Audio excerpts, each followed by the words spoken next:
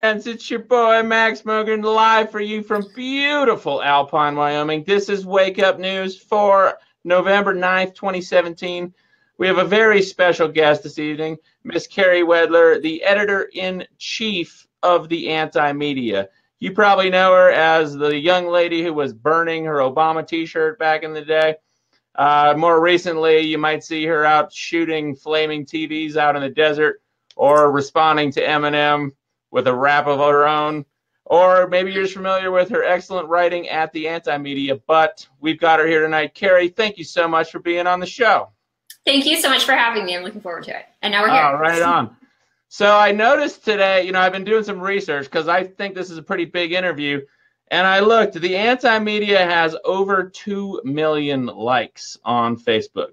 Huge following. To put that into perspective, your alma mater, UCLA, only has 458,000 likes. So your website, your news outlet, your independent news outlet has approximately 5 times the following of UCLA. It's pretty amazing. I like your statistical work. I've never even thought of that. I got notes here. Like I said, it's a big interview, so I came prepared.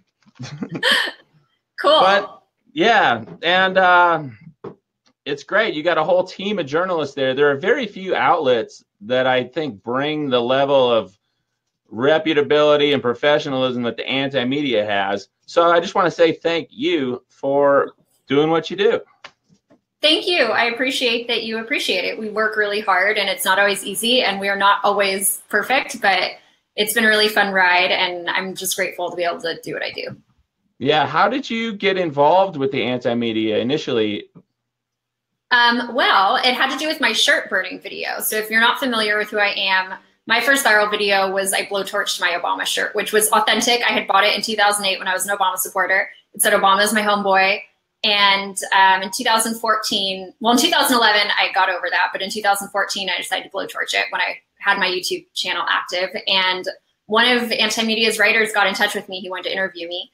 And it was a written interview. And he liked my writing style. And so did our editor-in-chief and founder. And so they brought me on as a writer. And it all went from there. And that video did like everything for me. It was crazy. Now you're the head honcho there. You're the editor-in-chief. Editing, how many articles per day do you put out at the Anti-Media generally?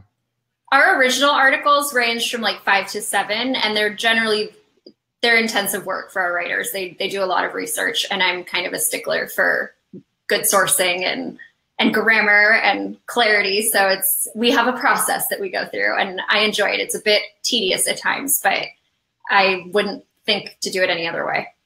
Yeah. I like that in your last video, one of your last videos, the one about burning your bridge to the mainstream media, you're having fun with it. You're out there shooting TVs that are flaming out in the desert.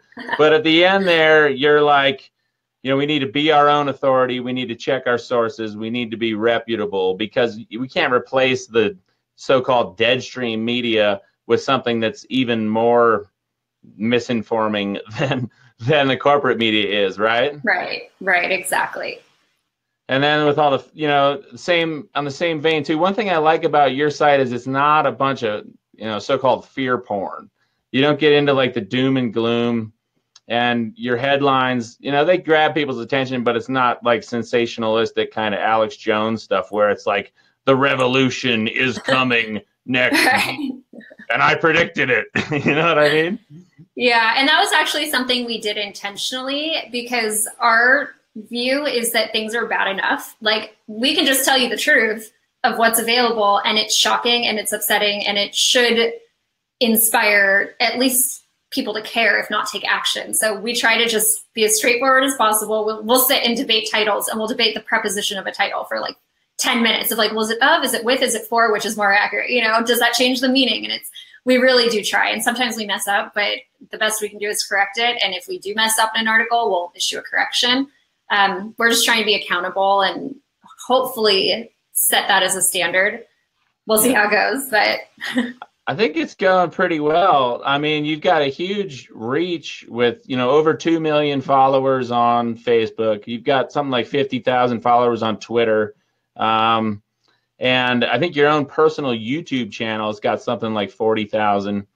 And, you know, one thing I've noticed recently is that your videos, you're still making viral videos all the time, but you wouldn't know that if you went to your YouTube channel, because you'll get, it seems like you'll get, you know, just recently you put out a video, Dear Liberal Friends, that had 10 million views on Facebook, or that was a year ago, actually, 10 million views on Facebook, but it had, you know, only 200,000 on YouTube.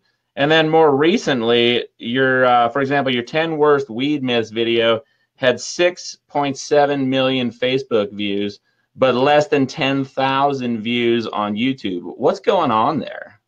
Well, there are multiple reasons for that. So for one, on Facebook, I am very lucky to partner with some great pages, and so they'll help me out with the shares. The second thing is that I think that Facebook kind of inflates the view count sometimes. But even taking those two things into account, YouTube, independently of even comparing it to Facebook, my views have just been crushed. And I have a few theories on why. I can't say with certainty. I know that, well, I don't know, but I think that some of that might be because I was inactive for a few months, and that might have messed up my algorithm. But I've been active now for like 3-4 months, and it hasn't changed. Another thing I think happened is that Trump is now president, and I got a lot of Republican-leaning followers from that Obama shirt burning video who just kind of like projected onto me and decided that if I was no longer an Obama supporter, I must be a Republican. And I think they might not like my content now that it's their guy in power that I'm calling out. But also, a lot of people have been having problems with YouTube, and a lot of my videos have been demonetized. I mean, I don't know what the algorithms are. I don't know. I don't even know if it's a computer or a person setting them. So I can't speak to how that's changed, but I've definitely noticed that it's not how it used to be. If you can just, if you want to check out my YouTube channel, just type in my name and you'll see that as of the first of the year after since January when I started making videos, it's just been way down. So there are a lot of factors, but it's definitely a reality that YouTube is discouraging certain kinds of content, even if that's just through their demonetization efforts. Yeah, I don't have near as much a following as you, but it's shocking to see, you know, somebody with 41,000 subscribers to have a, you know, a video where you're out in the desert blowing up TVs. You'd think that would at least hit 5,000 views on YouTube. You would think. And if you scroll down my popular uploads, look at my view counts before. They were way popular uploads. There you go. Burning Your Last Bridge with Obama, 1.9 million views. You know, that's pretty big. And then, you know, generally hitting, you know, 500,000 views, 370,000 views, telling us that you're a self-hating Jew. Yeah, and to clarify, I mean, maybe my videos just aren't as viral right now. That's possible. Like, I don't assume that just because I make a video, it has to get a lot of views. You know, like maybe my content is just not as captivating right now. I don't know. I have ebbs and flows of creativity, so we'll just see how it goes as I keep making videos. But I'm hoping I can break through again. Well, but then again, you are breaking through on Facebook. You're getting, you know, your recent videos are getting crazy traffic there. It is weird to watch the ebb and flow of the social media algorithms. It'd be nice to have like a real close friend working at Facebook and Google that could just hit the throttle on your stuff, right. You know? Exactly. It's kind of like they give these companies have, I guess they've earned this kind of godlike power to decide what is put out there. It's wild. Yeah, it's something people don't see, and most people aren't even aware of. Mm-hmm. Like a lot of things. Like a lot of things, right? We could talk about all sorts of things. Let's see.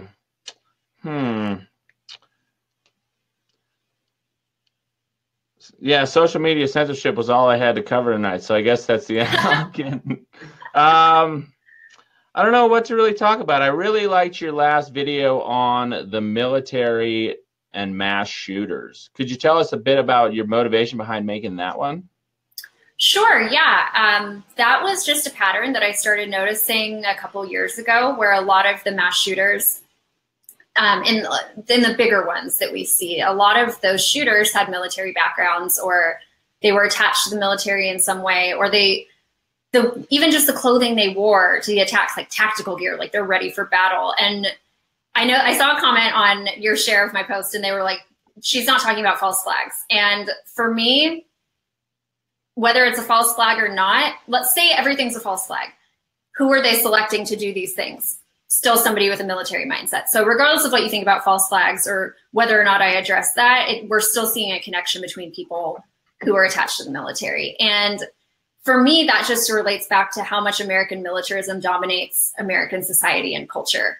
And whether we're looking at like people literally threatening violence because you insult the military, like I'm sure a lot of your viewers have heard of Abby Martin, and she was getting rape threats because she criticized Chris Kyle a couple years ago after American Sniper came out. So there's just such a degree of aggression in this society and like demanded reverence for the military. And what's the military? Extremely violent. How many innocent people have they killed over the decades? So I just think that there's a connection there. I will not say that it's causation. Like, well, if you're in the military, you are more likely to commit a mass shooting, but there is a connection there. And it's something I think we need to explore. Definitely. You know, the mental illness in all forms, people, you know, and the military, like you say, you know, you're not even allowed to kneel during the national anthem, apparently.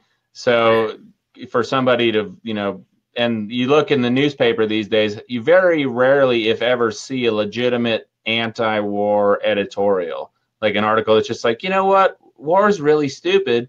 Maybe instead of spending trillions of dollars a year murdering people and terrorizing them, we should just devote that money to like schools and hospitals and maybe not tax people so much. You know what I mean? Yeah, totally. And it's, I mean, even like the so-called liberal media, they spend all this time grandstanding on their opposition to Donald Trump. But when it comes to war, there's absolutely no dissidence. There's no questioning. And that's sort of like the biggest apparatus of government for me. So you would think that maybe they would have something to say about it. But I don't know if you guys have heard of FAIR. I think it's Fair and Accuracy in Reporting. They've been around a while. And when Donald Trump, yeah, they're great. And when Donald Trump did his attack on Syria back in April, they listed like some 40-some op-eds on the attack. And it was like no more than one questioned it at all. They were all praising him, you know, just nobody took a stance against it. And that says so much about the mainstream media and what people are receiving on a daily basis. Yeah. Yeah, it's sad that you can't even criticize the military these days. You mentioned that Abby Martin actually received death threats for criticizing Chris Kyle. And his story is a great example of the media, Hollywood glorifying people who are trained assassins, basically. Like, and it seems like Hollywood's got a lot of problems. You're in LA, right? Born and raised, yes. And I noticed your latest article here at the Anti-Media is about Louis C.K. accused of masturbating in front of multiple women. No big surprise there, right? Yeah, not at all. So, and you worked in the entertainment industry down there in LA for a while, right? Not too long. I was an unpaid intern for 9 months. And that was enough for me to be like, nope, I'm out, not doing this. Yeah. And I definitely saw the undertones of that. I don't want to say harassment, but there was definitely, you could see it sort of like seeping out just in the cultures of workplaces. Yeah. I also know a lot of really great people. Well, not a lot. I know like a few really great people in the film industry. So I don't want to paint a broad brush because there's some people who are just really passionate about cinema or music or whatever they're here doing, and they're good people and like they just love the art form and the craft. So I don't want to just say that everybody here sucks, but there's definitely it's a weird and creepy culture here in LA. And no doubt. I've come to love it. There are a lot of great things too, but the film industry is a weird place to be. Are you familiar? Are you going to be attending that Me Too Survivors March on November 12th? I think it's my friend. I had Madeline Merritt. She's an actress down there who's experienced this. I had her on the show last week, and there's a march on November 12th at Hollywood and Highland that might be worth checking out. Okay. I hadn't heard of it. Cool. 634 people going, 4,000 interested. So that might be, I don't know, might be cool. But I spent a little time living in LA myself, and it was an eye-opener for sure, the way that the whole industry works. I was down there working with this investigative journalist named Michael C. Rupert, and they had made a movie about him. Oh, I know, of course. Yeah, I was his assistant for a year and a half. Oh, and nice. Yeah, it was a good time. It was a trip working with old Mike. Talk about doom and gloom and I fear. know. Wait, he's the guy that did Collapse, right? The That's documentary right. Collapse. Oh he came to speak at one of my classes, actually. I got to see him speak at UCLA. Yeah, Really? really cool guy. Yeah. Yeah, he was a cool guy. Rest in peace, Mike. I miss Yeah. you. He died a few years back. They say self-inflicted gunshot wound, but you never know for sure. You never know. Yeah. And I remember with him, I was living with him in LA for a couple of months, helped him move up to Sonoma County. But we went back down there because he was on the Joe Rogan Experience podcast.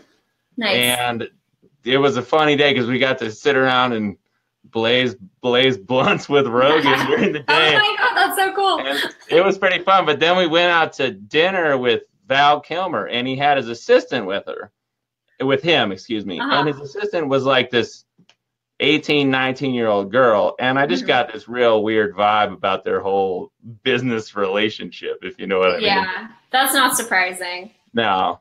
And, she was legal and it was consensual, I suppose. Right. But Hollywood. And speaking of American Sniper and speaking of militarism, just to bring it back around, I'm sure most of your audience, I just want to touch on it, but is aware that Hollywood works with government agencies to produce films. And I actually I filed a Freedom of Information Act request on American Sniper. Yeah. I think at the end of, maybe the end of 2015, they won't give me any information. They said there were no records at all. But even if it wasn't American Sniper, there are plenty of films throughout Hollywood history and present day that there's an office in West LA stocked with people from the Pentagon who review scripts and then give guidance to make sure that it lines up with the Pentagon's narratives. Or no, I don't want to say narratives, but at least Pentagon approved. So it's, it pervades everywhere, and Hollywood's supposed to be liberal, but as we were talking about with the mainstream media, that's the one thing they won't touch. War is never an issue because the Democrat will do it too. So it doesn't line up with their ideology to question it anymore. Yeah. Yeah. I've even read that they'll spend tax dollars, or the military will give these production companies military equipment to use for free to film these movies, as long as the script, fits with Uncle Sam's propaganda campaign, right? Yeah, exactly. And there was one film, I want to say Apocalypse Now, but it was one in the 70s that was very anti-war, and it might not be Apocalypse Now, so I don't want to say with certainty, but there was one film, and the filmmakers, they didn't get the equipment because they wouldn't change the script, which I think is so cool. They ended up having to get their equipment somewhere else. But it's interesting. I wonder how much of it is actually agreeing with the narratives versus just wanting the equipment for your film because you want to make a really high-end film. So I wonder, knowing Hollywood and how opportunistic people are, it's well, maybe I'll sacrifice the narrative and my values and, just get the good equipment. But one of the interesting things I saw, I was a script reader, and so I would read all these scripts coming out. I'd read 3 or 4 scripts a day, and a lot of the writers in Hollywood, just screenwriters, were writing about CIA agents. They were writing about military members. They were writing about cops. And so as much as Hollywood definitely perpetuates these narratives, I think a lot of what we're facing is just people's biases and people's own beliefs that filter in, because the average screenwriter in LA trying to sell a script, they're not working with the CIA. They're not working directly with the Pentagon, at least that I know of. They're just, these are their beliefs, and that's who they see as heroes, and that works its way through the industry. Yeah, and it's wild that I've got a buddy out in LA right now who just had his first, he's so proud because he had a guy I grew up with, had his first script approved. They're making his first movie. It's not going to be some huge movie, it's amazing. For every one blockbuster, you got 100 flops probably out there in Hollywood. Right. Probably more. 100 B movies for every, for every Star Wars, there are 1,000 movies that come out, right? Right. And, but he's told me some stories too, and it is what it is. It's just shocking that that industry too, people learn so much cultural information is passed on through the mainstream media, and more entertainment than the news, really, because frankly, most people don't watch the news or read the news. Right. And it's pretty wild that a bunch of image-oriented, money-grubbing pedophiles run the industry that basically perpetuates American culture. Exactly. I have nothing else to add to that. That was a perfect summary. I guess that's why I'm glad there's people out in LA like you who are doing, you're the anti-media, literally. We try. Let's see, what else do we want to cover here? You know, how would you describe your political beliefs? I've heard libertarian. Derek Bros is calling himself an agorist now. Like, what's the cool thing to call ourselves nowadays? Because I got to figure it out. Yeah, I try not to label myself. I'm definitely in line with Derek. We share a lot of the same views and strategies. I think I look up to him. I really admire him, and I take a lot of notes from him. Just because he's so solution oriented. And I think I spend a lot of time just like complaining, and I don't want to just do that. I want to actually offer something positive. So yeah, libertarian, fine. If you want to, whatever, call me whatever you want. I'm just going to speak from the heart and what's true to me. So I'm less concerned about the label. I used to be like a very proud liberal. So I've just, whatever. I get called a liberal every day. I get called a Republican every day. So I don't know, what's in a name? I think I was at one point in time I identified as a Democrat, but that didn't last very long. My parents were real Republican, and then so naturally I had to become a Democrat just because I knew. But I was in college in the early 2000s and saw how the original Bush and Carey election was rigged, and that's where I started to wake up to that things were not as they seem. Yeah. Yeah, Derek is a great guy. His solution-oriented mindset is crucial, right? And I've heard in your work, you make some very incisive, critical points in your videos, especially where you basically flip the script on people, which is so fun to see. I like that one a lot where you're like it's about Muslim extremists, and you say all these crimes, and you're like, and by the way, that was Uncle Sam that did that. It wasn't the Muslim extremists, it was the military-industrial complex or the Saudis. That upset a lot of people. A lot of people were not happy with that, yeah. I was wondering where you were going with that one for a while, but then you brought it around at the end, so that was cool. And then I got angry people who hadn't watched the whole video, and they were like, stop spreading lies. Like, it was the U.S. military that did that. And I'm like, it's like a 2-minute video. Could you just watch the whole thing first? Like, I think I even put like a disclaimer in the video, like, oh, watch the whole thing before you comment. But you know how the internet is. So it's cool. I'm sure I've done that before too. Yeah, I'm trying to run like this long format news show, and somehow I can go for like 90 minutes. And thank God we have a few viewers, or we have a group of about 50 people now that'll stick with it till the bitter end with me. And I want to thank them all for that, because I don't know anybody else that's doing I can just talk and talk and talk all day long. One of the solutions that Derek brings up is the cryptocurrencies, and I'd like to get your take on cryptos. What do you think they're the solution or a stepping stone? What do you think? I think they're definitely a solution. I don't know if they're the solution, but I think they absolutely pose a threat to the established order. I just watched Banking on Bitcoin. I don't know if you've seen it on Netflix. It's great. No. Oh, it's great. It's a great primer, because I'm not super well versed in cryptocurrency. Like, I've known about it. It's been in my peripheral vision for quite a while, but it was only upon watching this documentary that I was like, oh, I get it. Like, I know that it's a threat because we see people like JP Morgan CEO saying that it's worthless, and he'd fire people who think it's worth anything or whatever he said, just totally trying to crack down on it, or not even crack down, but just discredit it.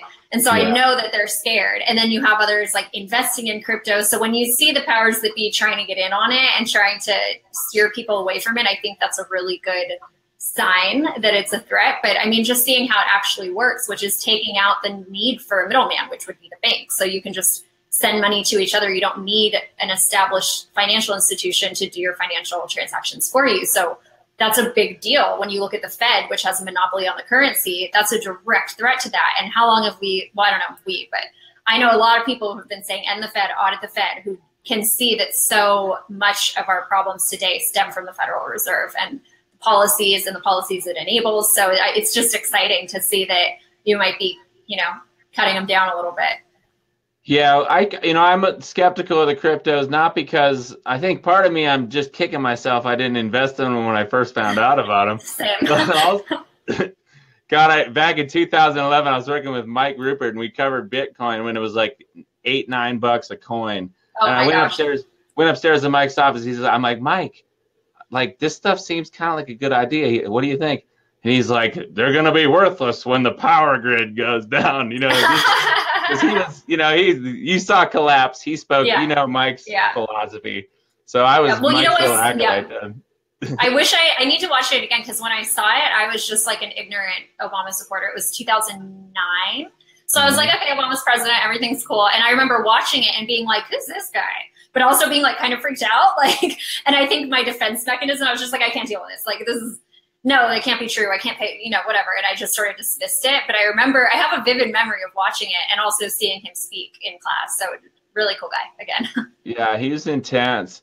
We covered today, you spoke about the Fed, and obviously you're well versed in all the, the financial fraudsters, the global banking cartel, printing money, gifting it to themselves, gifting it to the government to fund the war machine, gifting it to the financial institutions so they can buy up mortgages and jack up the price of the housing market to make it look like we're in the middle of an economic recovery while wages don't go up. And we covered today a big problem on the West Coast, and I know it's a problem in Southern California too, with homelessness. Do you see much of that? Absolutely, yes. I actually used to live right near one of the VA hospitals, and it was really sad because there's so many homeless veterans in California. I think San Diego might have the biggest homeless population.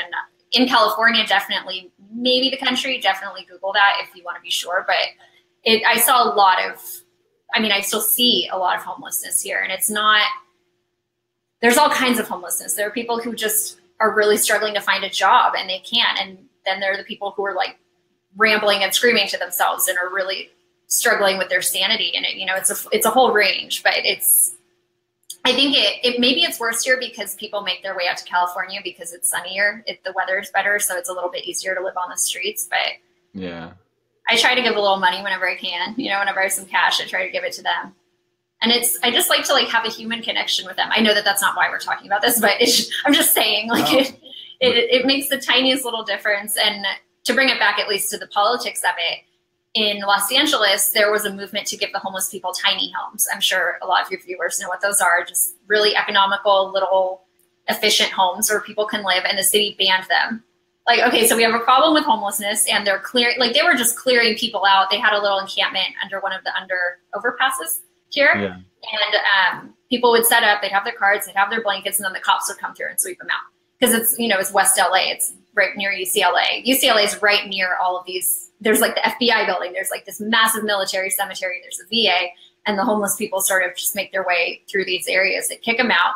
So they're kicking homeless people out. They have nowhere to go, and then they ban the tiny homes. But thankfully, they repealed that ban, I think, in August. So that's good. Yeah, we've got problems like that here in Jackson Hole. It's the wealthiest county per capita in North America, but the average working person, they're not addicted to drugs, at least not illegal ones, and they work multiple jobs, but they can't afford to get ahead because wages have stayed the same. Housing prices have gone up. Turns out trickle-down economics doesn't really work out like they tell us it does. Right. So well, and especially when you're giving kickbacks to the people who are running the institutions, it's a little hard for anybody to get access to it if they're at the top seizing all of the wealth before it even makes its way down. Yeah. I actually had I was homeless on the streets of LA for 3 months when I was working with Mike. Because I couldn't find a place to live, and I had been, I'm a ski bum, so I just posted up in my van down by Venice Beach. Nice. And Mike was living in Culver City, so I'd go surfing in Venice, and then take a shower at the beach, hang out with all the crazy bums. Yep. And then go to work with Mike. A good tip there, if anybody wants to be a crazy homeless person that talks to themselves all the time, if you get a little Bluetooth headset, people just assume you're on the phone. I learned that one in Venice Beach. Anyway, sorry, off topic. Let's keep moving on here. We talked about social media censorship. We talked about the anti-media. We talked about Louis C.K. masturbating in front of people. What else do we got from your recent work here? The U.S. could finally be charged with war crimes in Afghanistan. I'm holding my breath. How about you, Carey?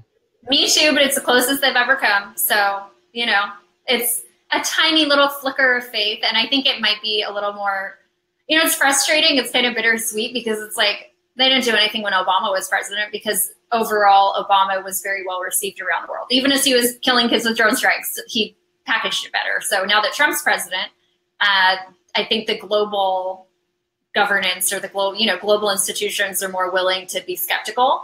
Again, even though they didn't do much when Bush was president either. So, you know, I don't know.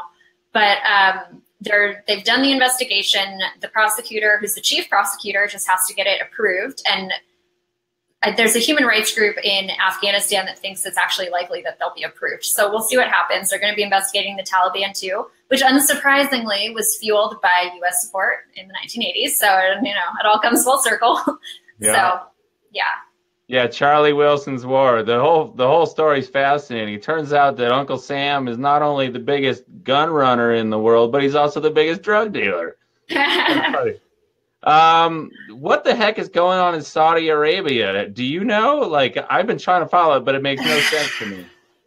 Do you mean with the reforms or with those, like, I don't know what to call them, the sheikhs or the elites who died in a helicopter crash? Or I'm not, which are we talking about here? There's a lot going on in Saudi Arabia. They froze like 1,200 bank accounts. They've got all these billionaires and princes locked up in the Ritz-Carlton Hotel.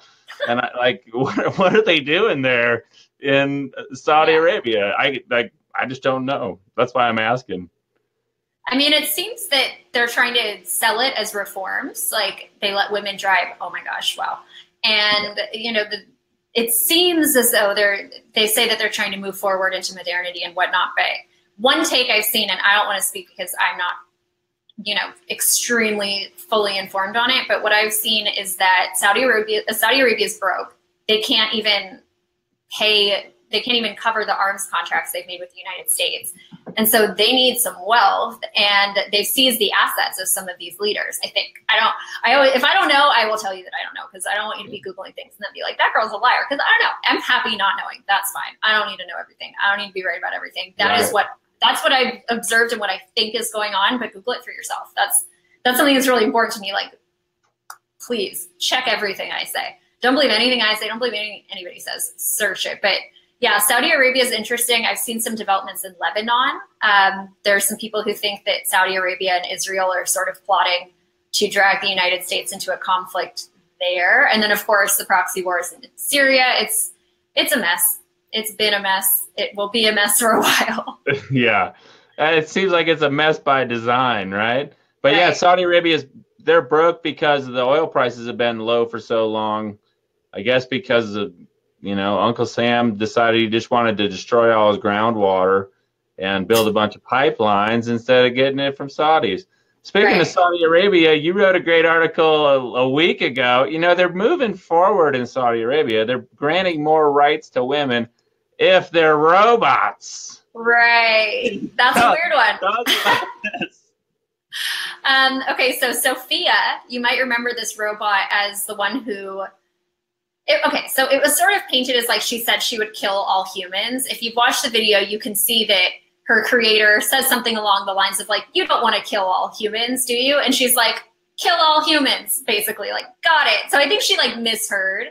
But she's an interesting character. I'd love to talk to her. She seems very, you know, I watched another video of her talking to a reporter, and he's like, do you love humans? And she like pauses for quite a while.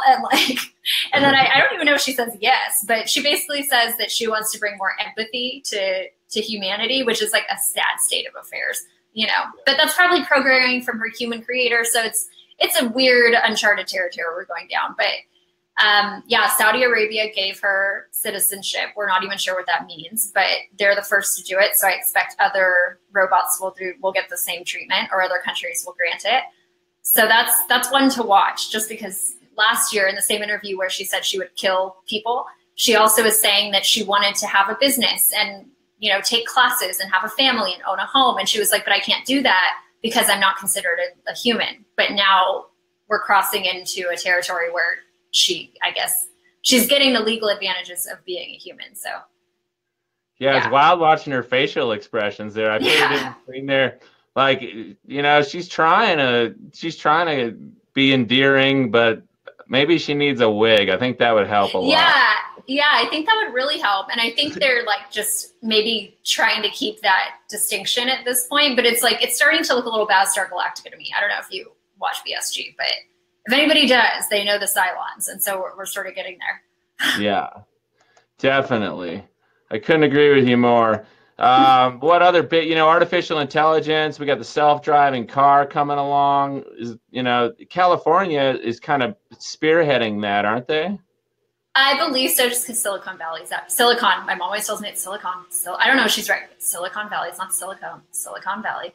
Sorry, I'm just correcting myself out loud. But yeah, apparently they're working on that. I just saw today that the first self-driving bus had an accident, or like something happened. I only saw the headline. I didn't see the actual story, but there are undoubtedly going to be kinks to work out. I think Uber is working with NASA to coordinate flying cars. I saw that. I saw that today. Yeah. Apparently by 2023, battery powered. I think they're going to have a prototype out in 2020, they say, and they're going to start testing in 2020. And then by 2023, you'll be able to get into a battery powered helicopter, car, mobile, and fly from, you know, from Silicon Valley to Pebble Beach for a round of golf. Looking down at all the poor people who invest in Bitcoin. Exactly. Oh my gosh. Yeah. Well, you're getting your blood transfusions from teenagers or whatever. That's the new thing too. You heard about that, right? Again? There's a company called Ambrosia, and they specialize in they filter blood into older people, but the blood comes from younger people. So it's like it's supposed to be like a tool for vitality, but obviously only really wealthy people can afford it at this point. Yeah. Well, that's a move forward for the power elites because it's so much more efficient than just drinking it, right? Exactly. Yeah, it's more PC, I guess. Yeah, that's disturbing. A little. Yeah. It was actually in an episode of Silicon Valley. If anybody watches it last season, they actually had this big CEO who was doing exactly that. He was he had somebody hired, and he would take his blood and then have it put into his body. I don't know if they heard about it or it was just one of those synchronicities where it was predicted in a show before it came out. But yeah, it's a thing. Ambrosia, huh? Yeah. Wow. Sorry, almost I got distracted. Google it to be sure. Go ahead.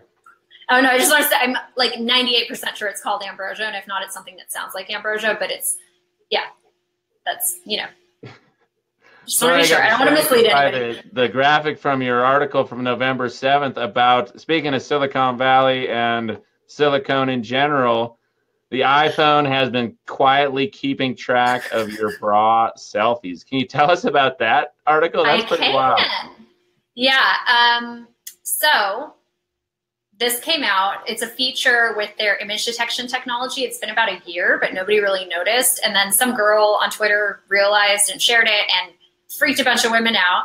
And I looked at my phone. I have an iPhone. And sure enough, I don't have a lot of bra selfies. Usually I'm in a sports bra. I'm looking at my skin after my workout, just how sweaty am I? But anything that it can detect as a strap, I was going to say sports bra, as a strap, they categorize as a bra. And so you search in photos, there's a search feature, and you can see all the photos of you. And it's not automatically uploaded to the cloud. If you have your photos set to upload, they will be on Apple servers. So that's a little weird. And I personally, I rationally can understand that, okay, it's not like there's an actual person looking at my photos that I know of. I don't know about Apple's deals with the government. I don't think I'm that important. I don't think they're directly searching my phone, but it's just a little disconcerting even to know that artificial intelligence is cataloging that. And one of the interesting things about that is there's no similar feature for men. So there's no boxers category, but there's corset, girdle, bra. It's brassiere. It's not bra, it's brassiere, but all of you can see the text up on the screen. But yeah, it's a little strange. It definitely made me feel kind of uncomfortable. And there's a picture of me in a tube top. There's no straps anywhere, but it was in the brassiere file. So it doesn't even look like I'm, it's a tube top. There's no straps. I don't know why that was in there. Maybe it's actually recognizing the shape of my body. I don't know, but another creepy thing that The Verge pointed out, oh, you're highlighting it, perfect. Yeah. Is that Google's been doing this for a while, and they have everything automatically on the server. So, and nobody knew, I don't know. It's weird. Yeah. So Ricardo Cisneros had a good comment there. He says, tape over your cameras. That's pretty good advice. It is. You know, what in the world that we live in today, it's like, it seems like a lot of the people that are in the halls of power, whether they're in Wall Street or DC or Hollywood, are a bunch of creepy pedophiles. And one thing about creepy pedophiles is they're pretty easy to control if you got dirt on them that links them to, you know, abusing children or just looking at child pornography, whatever they do. And I think it's important to note for people who are activists, independent media, like, you know, what you do in front of your webcams, they might record that. And then if they ever want to come after you, you know, they got you. Yeah, you never know. This is my little, I have my sticker that I take off for interviews. It's on my camera all the time. I do not take that off unless I'm doing something like this. Really? I got to start doing that again. I was doing that for a while, but then I got lazy. It's so hard to stay on top of all the different things, you know? Yeah, and when you're using your camera as much as you are, I understand why it would be kind of a pain. I don't do many, like, interviews directly on my laptop, so it's easy, but yeah. Yeah. Well, interviews are kind of fun. We got a lot of great comments. This is the biggest show we've ever had, too. We have 380 live viewers entirely because you're here, Carey. You're basically like jump-starting my career as a live streamer here right now. I want to thank you so much.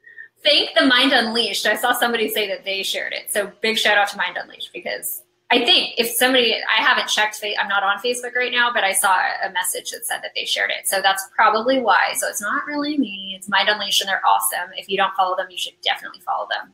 They're great. I agree 100%.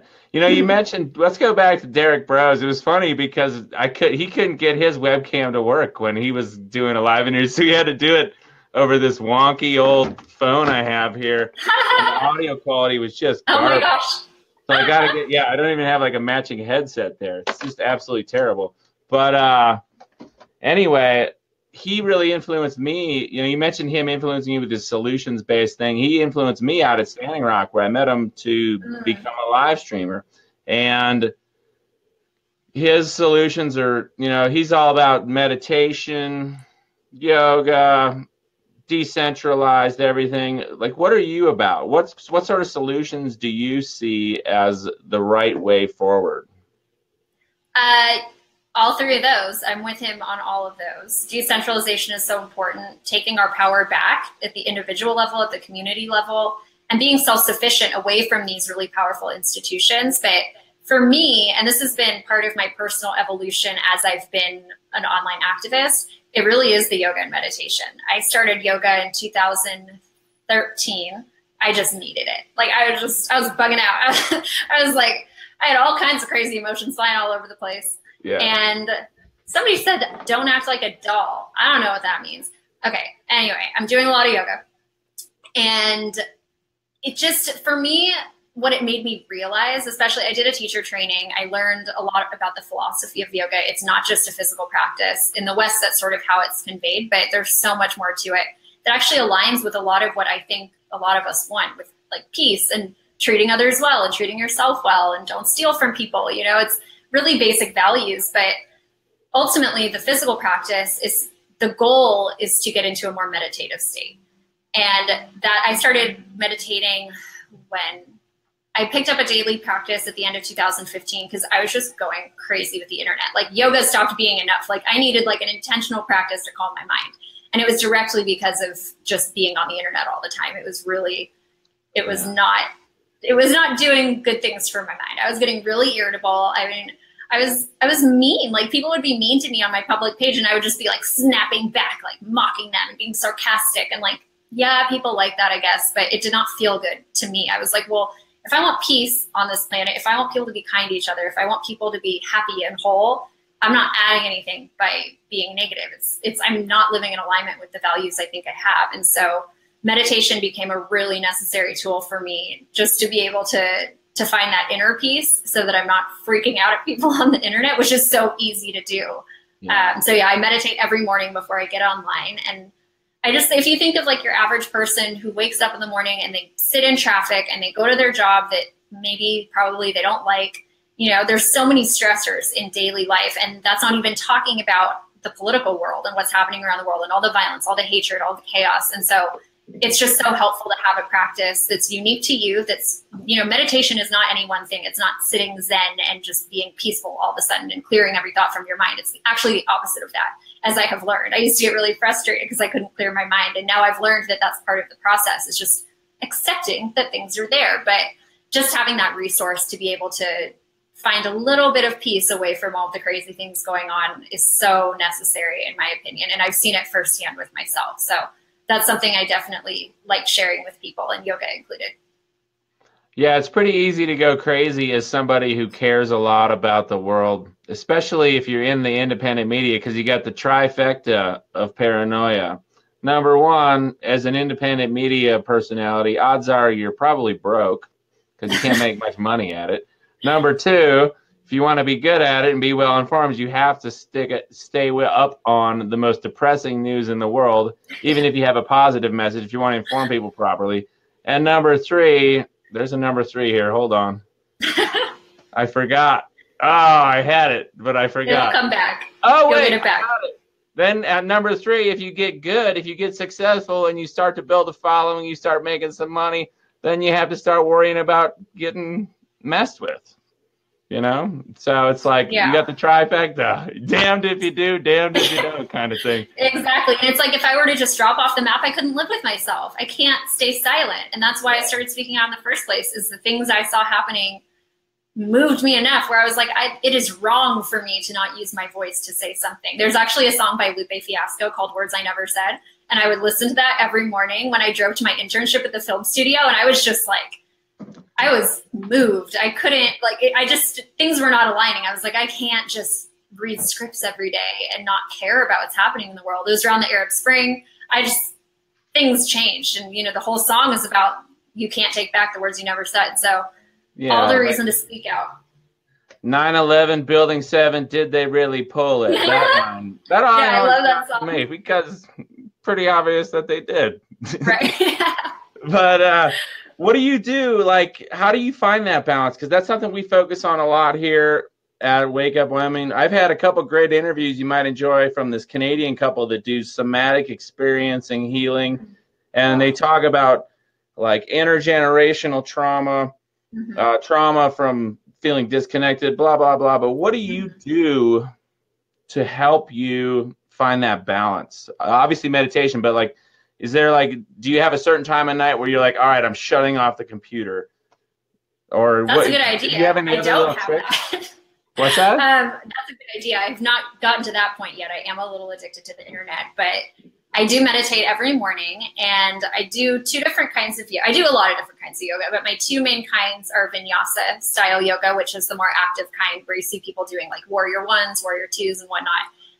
That was the first kind of yoga I got into. And for me, that's great because if you have an active mind like I do, it's one breath per movement for most of the class. And so, you know, lifting your arms up for an inhale, dropping them down for an exhale, it really takes you out of like the active neurotic place you might be. And then I also do a practice called yin yoga, which is totally different. And it's deep stretches for 3 minutes or more. You're doing, like, you're not doing warriors. You're doing really deep, I don't want to say restorative because it can get intense, but they're much softer poses, and that gets beyond your muscle into your connective tissue and your fascia, which is that style of yoga has completely changed my life. And it's just a really great way to refresh and restart. And I'm active. I like to exercise. I need to burn off that energy that I get from being on the internet all day. So between my vinyasa and my yin and my working out, those are my main things that I do. But it's also just been developing a practice of self-compassion, which seems like really like, what does that mean? Who cares? But I was being so hard on myself with the work I did, and it was reflecting on how I related to others. Like, if you don't have compassion for yourself, you're not going to have it for other people. That's a hard lesson I learned. And so this past year, I've really been trying to cultivate just like, okay, you're not feeling like making a video this week. Like, it feels too stressful. Okay, maybe you don't do that. Like, maybe you just need to let yourself rest, you know, instead of like, what's wrong with you? You're not making, you know, it's such a simple practice, but I firmly believe we just need more love in this world. And I know that that's not the only thing that we need. There's a lot that needs to happen technologically, societally, this and that. But I don't know if that's a word, societally. It might be. But it's a word, because the editor-in-chief of the Anti-Media just used it. Yeah, if it wasn't a word, it's now. No, I'm just kidding. But yeah, there's such a lack of love. And I've done a bit of reading, you know, on like the new agey stuff. And what sounded right to me is that there are two basic emotions. This is from Buddhism, from a westernized explanation of Buddhism. So, you know, but it's the two basic emotions are love and fear, and everything else stems from that. So if you see a hateful person or an angry person, there's probably some fear rooted down there. And a little bit of love might help. You know, there was a great image at the Richard Spencer speech in Florida last month, I think. And this black man hugged a neo-Nazi, and he was like, "Why do you hate me? You know, give me a hug." And it was so beautiful to see. And we need more of that. I love seeing people come together. We saw it during the hurricanes. People want to help each other for the most part. Yeah, there are some sociopaths out there, but most people want to see other people do well and survive. And that's why I keep doing what I do, because there is so much positivity, as much as there's all the chaos and that fear porn that you mentioned early on. It's out there, but day to day, people, they want that connection. They want to feel loved. They want to care for others. And that's why I keep at it. Yeah. Yeah, I'm glad you mentioned that. It's funny, the same thing, the duality of acting out of love or fear came up in our interview with Seth Lyon the other day, and he's a brilliant guy. But he's, you know, everybody's got some out there opinions on one thing or another, but his approach to like healing was so crucial. And he made a really good point. He said that everybody has got, you know, anybody who's acting out of fear, they're acting out of like past trauma or you know, stress. And that basically if you just focus on loving yourself and taking care of yourself, you know, without taking advantage of other people, it makes you a better person. And then everything you do, like it doesn't feel like work to be a nice person. It doesn't feel like work to go out there and spread love around the world, because it's just what you want to do. And so I thought that was pretty cool. Yeah, I completely agree. And I agree with past trauma affecting people's behavior. I'm human. We're all human. We've all had tough experiences. We don't need to compare them. We've all had things that made us feel scared or unloved or abandoned or alone, you know, and that factors into how we then relate to others and how we talk to ourselves and treat ourselves. And so it's something as simple as maybe eating well or doing yoga or just making a little change. You know, it's not always easy to be nice to yourself. I know this. I'm from LA. Like I grew up hating myself. You know, there are a lot of reasons why, but that was one of them. I grew up in such a superficial place. Like I struggled a lot with that. It's taken a lot for me to learn to love myself, and a lot of different things. And it doesn't have to be every single day, but just taking those tiny little steps. Eat an apple, you know, good. I'm putting something nutritious in my body. Just that's an act of self-love. Exercising, going outside, meditating, all of these things, just doing something you love, whether it's surfing or whatever it is that brings you happiness. Maybe just try a little bit more of that and recognize that you're taking care of yourself too. What if you just like smoking cigarettes and reading doom porn on the internet? You do what you gotta do. I mean, people have very interesting tastes, and to each their own. I'm all about that. Right. Me too. Yeah, it was interesting with Mike, you know, with Michael C. Rupert, he had been doing this for so long. You know, he was from LA like yourself, knew that he went to UCLA too. And he had been the renegade investigative journalist since the mid-'70s when he was a LAPD narcotics detective. He was the first one to blow the whistle on the CIA smuggling drugs into the U.S., right? Smuggling cocaine in. And so by the time I met him, he had literally been this outcast conspiracy factualist, renegade journalist for 35 years. And they didn't have the internet. They didn't have live streaming, and it had taken a toll on him. Yeah. In terms of his, you know, I mean, yeah. So it's understandable that he was fearful, or that he spread this message that was very pessimistic. And I think it's crucial that we in the independent media take it to the next level. And we're so lucky to have the technology that we do have. Absolutely. here's a question. So, we talked about YouTube earlier with censorship. Have you noticed any changes in your reach on other social networks recently, like Facebook or Twitter? Because you got a big audience. Have you seen any changes? To be honest, not much. It's been YouTube. That's the one that's really gotten me. I don't use Twitter much. I'm too verbose. I can't keep my words to 180 characters. Although I just saw that or 140. See, I don't use Twitter. I don't know. But I think they just extended it. Maybe I'll get on Twitter now. Yeah, they doubled it to 280. Yeah, exactly. Mm-hmm. Yeah. So maybe I'll get on there. But it's really been YouTube. That's been the one that's really, it's been sad to watch and frustrating. But I'm grateful that I know people like the people who run the Mind Unleashed. I'm really grateful that we all work together really to reach people, because we're all on the same team. We might have varying views. We might disagree on things. We might disagree on styles, but at the end of the day, we want to see a better world that's more peaceful. So it's nice to have that collaboration, as much as YouTube has really been killing me and it's really frustrating. Yeah. And it's always the war videos. It's always that video, they demonetized my video that I just put out on the military and mass shootings. Not acceptable. Just nope, not a chance. And those are actually reviewed by people. That's not a computer. Yeah. Yeah, I've noticed that too. I'll republish these live streams on YouTube, and it seems like every other one gets blocked for something or another. And I don't know if it's the title. I don't know if it's the closed caption thing screwing me. You know how it'll auto-generate captions, and it thinks you said you're going to blow up the White House when really you just said you like Minnie Mouse or whatever. You know what I mean? Yeah. It's I don't know. It's weird. It's frustrating when you're trying to make a living at it. Yeah, and absolutely. Speaking of frustration, for me, I've been aware of this stuff for quite a while. I was working with Mike a long time ago, but I fell off the map of independent journalists just because I got so I felt I can't reach a big enough audience. I spent 40 hours researching and writing an article, and then 300 people read it. Shit. I know. It's always the ones you put the most work into that never, Yeah, what's up with that experience?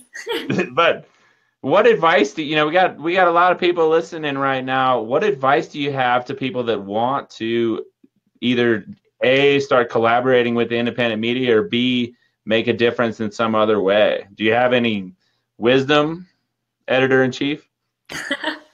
Yeah, well, if you're looking to get into writing, hone your research skills, make sure that you're checking your facts and finding the original documents and sources. And most of us are pretty accessible. You can email me if you want to think about writing for us, carey.wedler@theantimedia.org.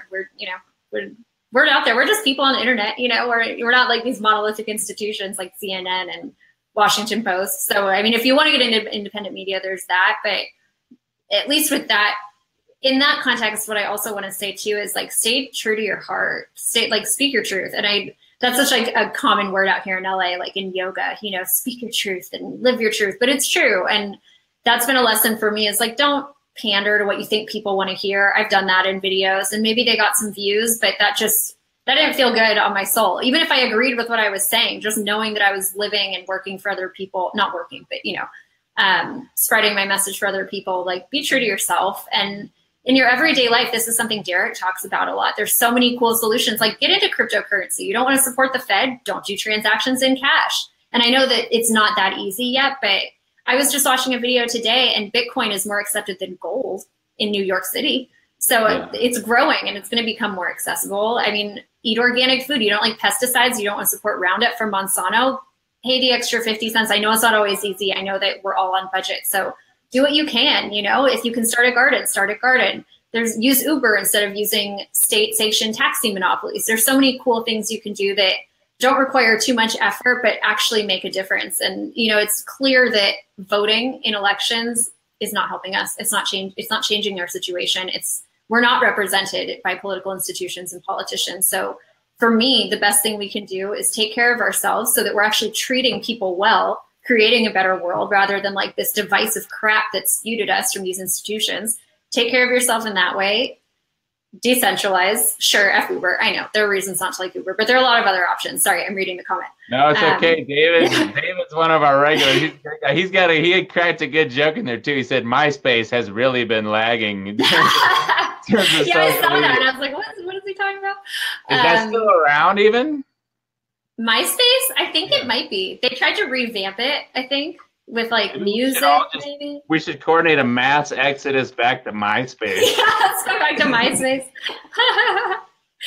Yeah, but there's just so many cool decentralized options coming around, and there's an app to feed the homeless, and it started in San Francisco. I don't know how much it's expanded now, but they had fed hundreds of thousands of people or provided that many meals just because restaurants could sign up and they could donate the food that they weren't using anymore, just with one little app. Technologies, it could be scary, but it's also creating so many solutions, and we just have to support them. Support independent media if you can. Whether that's sharing an article, donating, it doesn't matter. Just do whatever you can and, be nice to people. That's what I've learned. That's true. Speaking of supporting, if anybody wants to support Carey Wedler's work, check her out on Patreon. I don't know how she only has 34 patrons when she should have like 3,400 patrons there. But, every little bit helps to pony up for the media. These TVs that she's burning out there in the desert, those were not cheap.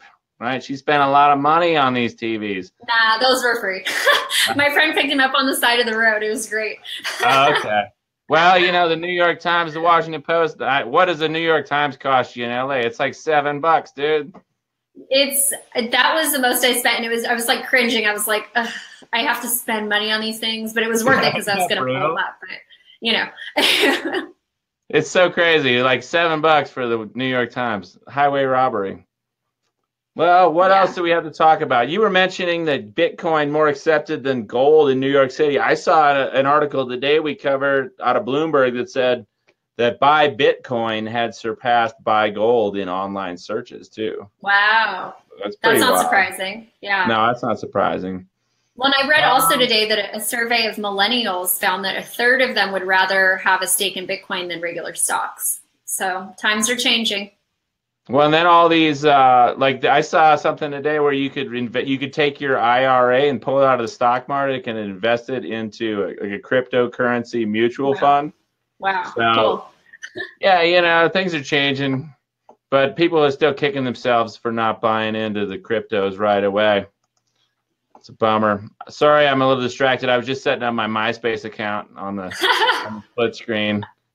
But back to that Me Too march again. This is in the LA Times, so it's true. The Me Too march on the streets of Hollywood on Sunday. Anybody who's down there, you might run into Carey Wedler there, but maybe she's got better things to do that day. I don't know. I don't know if I'm parking. It's What's a terrible place. It's a terrible place to try to park, Hollywood and Highland, but it might be manageable. Well, that's why you got to ride your bike, dude. I know, seriously. That's one of my favorite things in LA when I was there, where there were these packs of kids that would ride around on like single speed bikes, and there'd be like 50 of them, like a school of fish, just whipping around Culver City, Venice. You ever see that? Yeah, definitely. They have like rides, and they'll have like lights on their bikes. It's pretty cool. It's fun. I haven't done it. But it's pretty cool too. Yeah. Daniel Reichert saying I should have bought Microsoft in '86. Daniel Reichert in '86. I don't think Carey Wedler was born yet, and I actually wasn't. And I was 4. Nice. What else do we got here? Oh, Zach Coons threw in your Patreon there. There it is. Carey, is there anything else you want to talk about? We might want to wind this down, unless you got anything else you want to share with us. I feel like we covered all the things. Something I always want to talk about is yoga and meditation. So we got to that. I don't want to talk your ear off about that because I think I got my main points out, but if anybody ever has any questions about that, email me. I will Google a yoga studio in your town, and I will find you a good teacher with a good class that might be appropriate for you. I'll send you links. I'm all about it. It's my second passion is yoga. I don't teach anymore, but I am certified to teach, and I want to make some more yoga videos. But yeah, email me. I will send you all the links in the world. I will guide you to some cool stuff if you're interested. Carey.wedler@theantimedia.org. There you go. You got her email address, folks. Put it to use. You're probably going to get 245 emails right after this video winds down. No. Do you just get questions? Do you just get swamped by correspondence? My anti-media inbox is a little stressful. I'm not going to lie. But it's not horrible. Like, I can manage it. Sometimes I go a couple days without checking because I'm just like, I can't right now. I cannot scroll that. It's too much. But I find my way. I get in there. I find the things that I think need to be found. I'm sorry if I miss anybody, but I will be looking out. If you send me something with yoga in the title, you got my attention. Meditation, yoga, well-being. At the end, say something about Las Vegas shootings. Say something about the Las Vegas shootings, but with your words. Well, that's what we've been using this whole time is our words. The official story makes no sense. What do you got to say about it, Carey Wedler? I have to say that I'm all about questioning things. I think we should continue to do that. I think that a lot of outlets might have gotten a little sensational with the coverage, and that is not my style. But I think it's important to actually contact, this isn't, I think Las Vegas was very tragic. I'm more focused on foreign policy. This isn't quite, it's not something that I cover all the time, all of the shootings, but call the hotel, call the police department, question them, push them for answers, file the Freedom of Information Act request. We got to get the real information. We can't just ask questions and speculate. I think for our credibility, for the truth, we really have to push for the hard evidence. I think that that's so important. I saw War on Drugs. Boo, not good. Not a fan of the war on drugs. I saw opioids. That's also a big problem, and it's sad to see. That's so much, the banking cartels. Well, maybe. I was big pharma cartels. And also a consequence of the drug war. And also, this is the biggest thing for me, is just people are in pain. People are suffering. Painkillers numb. I don't think I've ever taken a painkiller. Maybe when I had surgery when I was younger, but it definitely numbs you. And I think people are having trouble feeling their emotions and really getting in touch with what's going on inside. And for me, that's what it all comes down to. So, yeah. Anybody who wants more info on that, check out those interviews the other day with Seth and Irene Lyon talking about trauma and healing and how like emotional and spiritual, mental trauma will manifest as physical pain in the body. And, on top of that, turns out if you're eating a bunch of poison food, drinking water that's full of toxic crap, getting injected with vaccines that got mercury and lead and aluminum in them, breathing in God knows what, getting sprayed out of airplanes. It's kind of the recipe for some chronic health issues, including chronic pain. Right. Exactly. Anyway, Carey Wedler, thank you so much for being on the show tonight. Really appreciate it. Everybody, we're signing off here at Wake Up News. Tune in tomorrow actually, I'm going down to the desert tomorrow. Like Derek Bros, I'm taking a break from social media, but I'll be live streaming from the desert. Carey Wedler, thank you so much for being here. Everybody have a lovely night. Yo, thank you so much. You jump-started my career. All right, everybody take it easy. Take care of yourselves. One love. Peace.